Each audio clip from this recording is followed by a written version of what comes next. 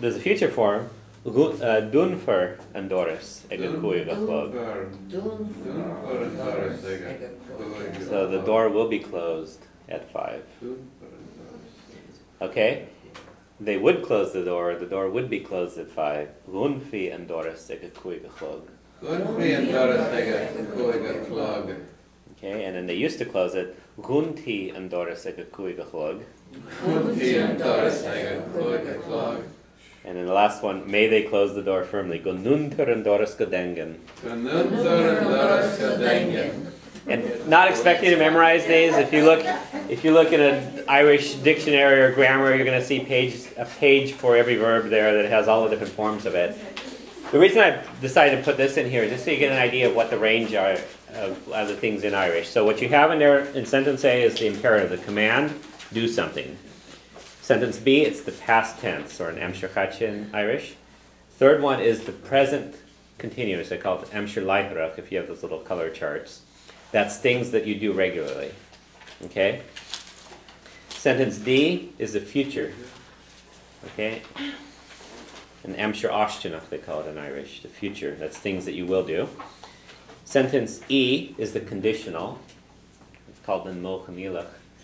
Chanilach in Irish, it's the conditional mood in Irish. The F is the past habitual, an amshir nachacha in Irish. Okay, so it's things that you used to do regularly. And G is what's called the present subjunctive, called a mofu huchach laithrach in Irish, and that's usually wishes may something happen, or may something not happen. Okay. So if you get an Irish book of blessings and curses, most of these are going to have go and na, and nar in it, okay? Which would be the way you say may something happen or may something not happen. Okay? And then the sentence is N through S is with a free verb, which is something that's kind of it's unique to Irish, but it's a little different than the way English does it. And so we'll be seeing them as we run into them. So if you're ever going to study grammar, these are kind of eventually the things you'd want to learn to be able to understand everything you run across. Okay? So Shinawil enough. I actually have questions for you. I'll give you the questions. You can take them and try to answer them if you want. Okay? We obviously don't have time to do that today.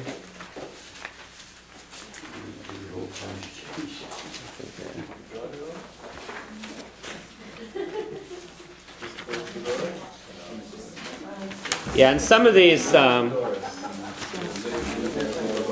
you're going to see more than others. So things like the past tense you're going to see a lot, because that's how you tell what happened most of the time.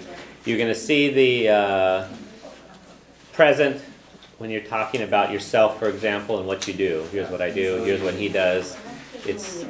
So that's more common.